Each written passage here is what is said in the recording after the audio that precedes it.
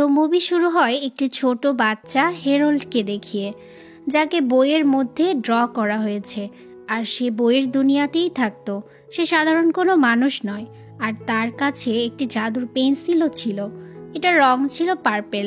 সে যা কিছুই ড্র করত তা বাস্তব হয়ে যেত। তার এই জাদুর পেন্সিল দিয়ে সে প্রথমেই তার দুই বন্ধু মুস আর পোস্টকে বানায়, যেন সব সময় তার বোরিং লাইফে তারা তার সাথেই থাকে। তো এভাবেই হেসে খেলে আনন্দে তাদের দিন কাটছিল।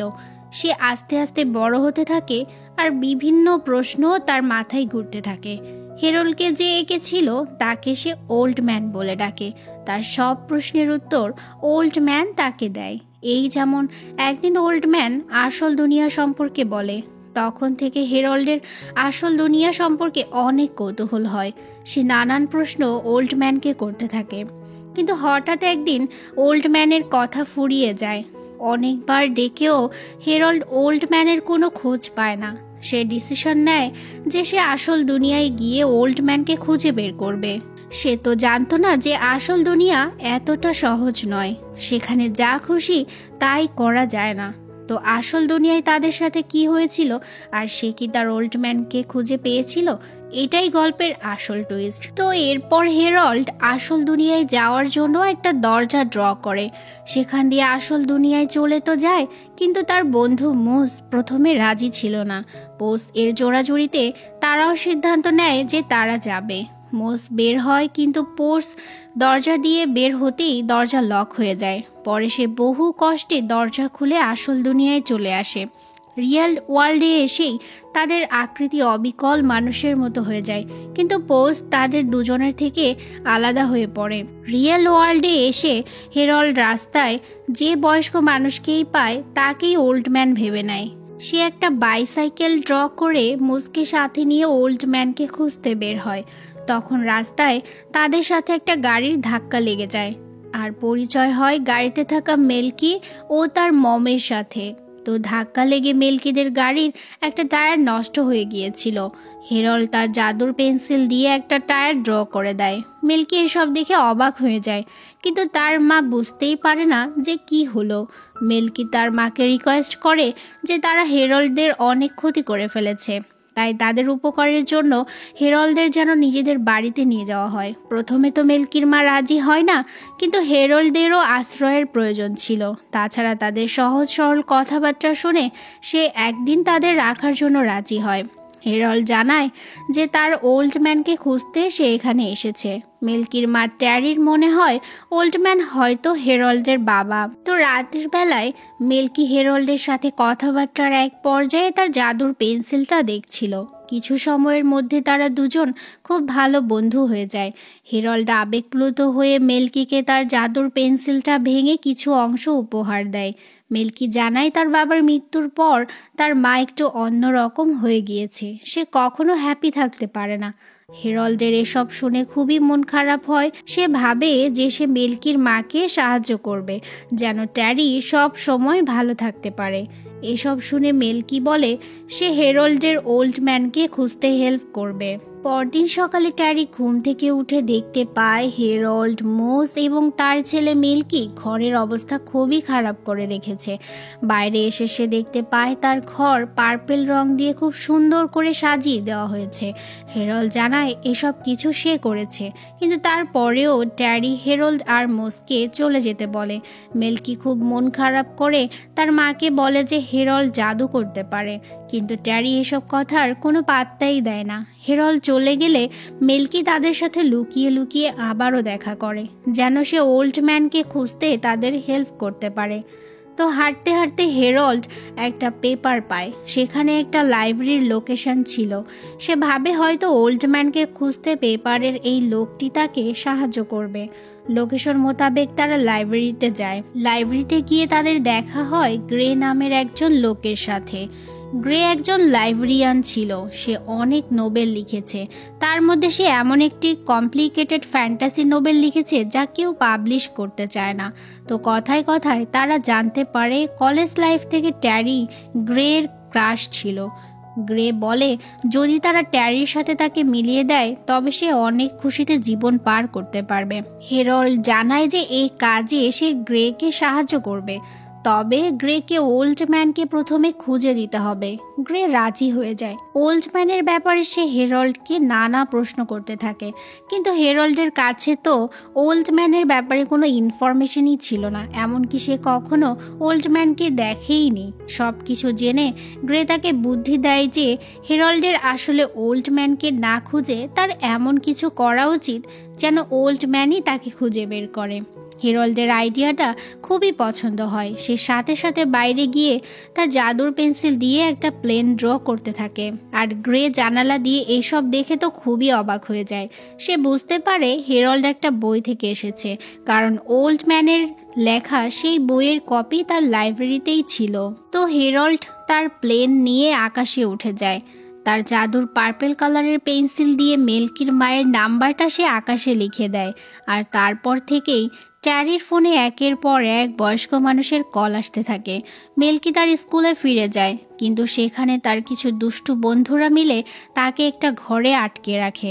মেলকি হেরল্ডের দেয়া জাদুর পেন্সিল দিয়ে একটা ক্রিয়েচার ড্র করে, তারপর এর সাহায্য সে ঘর থেকে বেরিয়ে যায়। তো ট্যারি একটা সুপার শপে কাজ করত।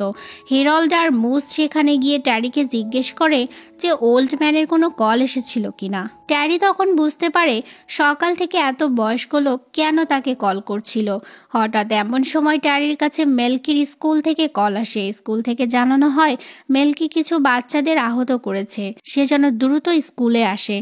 যদিও এখানে মেলকির কোনো দোষ ছিল না। ট্যারি যাওয়ার সময় হেরল্ডকে তার কাজের দায়িত্ব দিয়ে যায়। হেরল্ড আর মুস মাত্র 6 মিনিট কাজ করেই খুব বোরিং ফিল করে।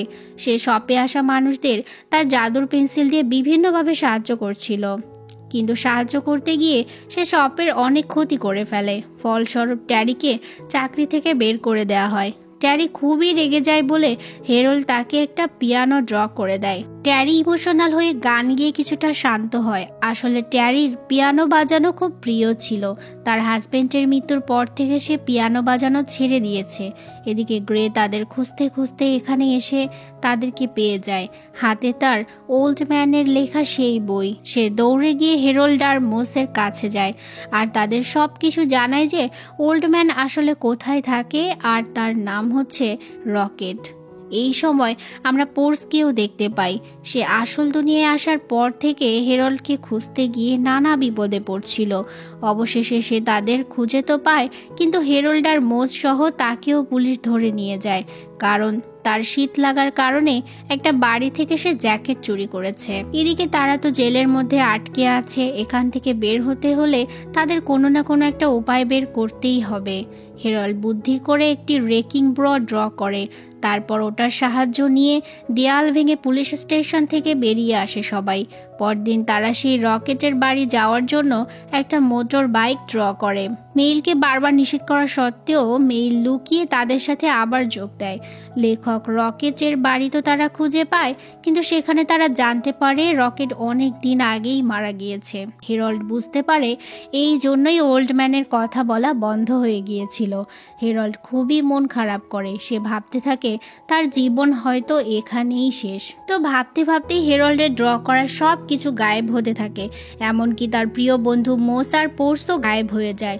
গ্রে এই সুযোগ কাজে লাগায়। সে ভুলিয়ে ভালিয়ে হেরল্ডকে তার সাথে নিয়ে যায় আর বলে হেরল্ডের জাদুর পেন্সিলটি তাকে দিয়ে দিতে। হেরল্ড তো খুবই সৎ আর মন থেকে একজন সাদা সিধে লোক ছিল, তাই 7-5 না ভেবে সে তার জাদুর পেন্সিলটি গ্রেকে দিয়ে দেয়।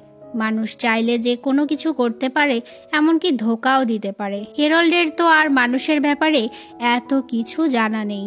যাই হোক, গ্রে হেরল্ডকে তার অফিসে নিয়ে বন্দী বানিয়ে দেয়। মেলকির অনেকক্ষণ ধরেই মনে হচ্ছিল হেরল্ড হয়তো কোনো বিপদে পড়েছে। এদিকে তার মা তাকে কড়াভাবে নিষেধ করে দিয়েছে হেরল্ডের সাথে যেন সে আর দেখা না করে।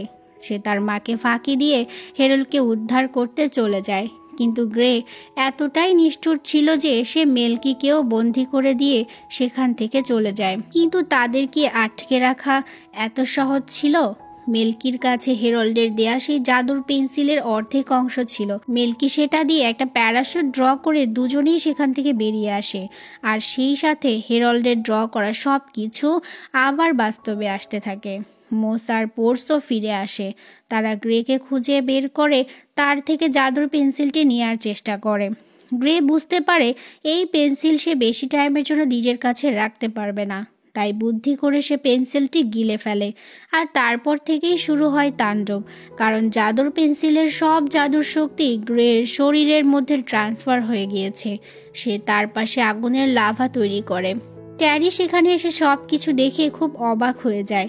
এখন তার মেলকির বলা কথাগুলো বিশ্বাস হতে থাকে।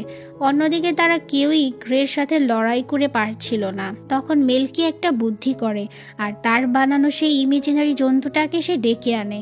আর হেরল্ড একটা ফ্লাইং স্পাইডার ড্র করে যেন সেটির গ্রের পেটের মধ্যে গিয়ে জাদুর পেন্সিল এর অবশিষ্ট অংশ বের করে নিয়ে আসতে পারে। আর এসব করতে পোর্স ফ্লাই স্পাইডারকে হেল্প করে। তার পেন্সিল উদ্ধার করার পরে দেখা যায় গ্রে অনেক আপসেট হয়ে গিয়েছে।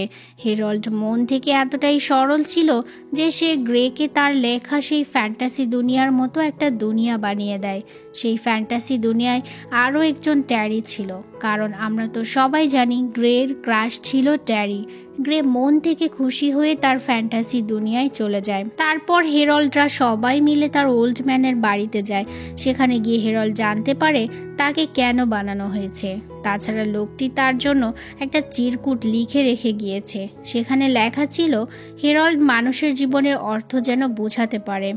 যার জীবন যেমন তাকে তা নিয়েই খুশি থাকার মানে বোঝাতে পারে।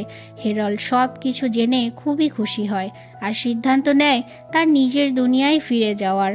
তো ফিরে যাওয়ার সময় মেলকি তাদের গুড বাই জানায়। হেরল্ড ফিরে যাওয়ার আগে মেলকি তাকে বিভিন্ন কালারের একটা পেন্সিল বক্স গিফট করে। আগে তো হেরল্ডের দুনিয়া শুধু পার্পেল কালারের ছিল, এখন মেলকির দেয়া রং দিয়ে হেরল্ড বিভিন্ন রঙের জিনিস ড্র করতে পারে। আর এভাবেই সবাই তার নিজ নিজ ইমেজিনারি দুনিয়ায় হ্যাপি জীবন কাটাতে থাকে। মুভিটিও এখানেই শেষ হয়। ধন্যবাদ সবাইকে।